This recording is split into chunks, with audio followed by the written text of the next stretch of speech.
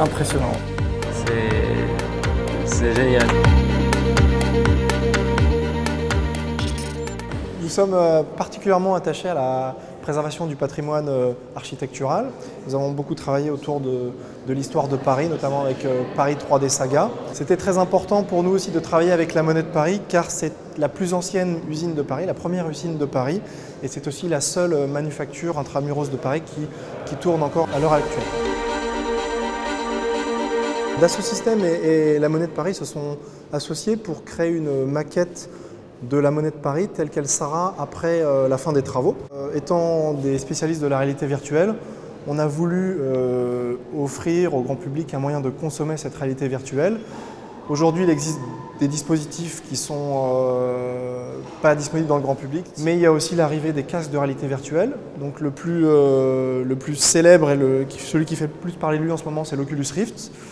Et donc nous avons mis cette expérience-là, publié cette expérience-là dans l'Oculus Rift. Donc quand on met ce casque-là, on oublie le réel et on est dans la réalité virtuelle.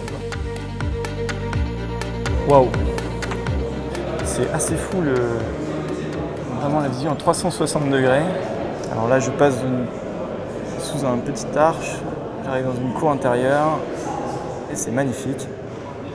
Pour une visite, c'est très bien fait. Donc j'attends de voir le futur de cet appareil. Il y a différentes choses aussi, une table 3D qui permet vraiment d'imaginer ce que va être la monnaie d'ici quelques mois, voire d'ici fin 2015, pour avoir une vision très techno de quelque chose qui va vraiment être dans la pierre bientôt.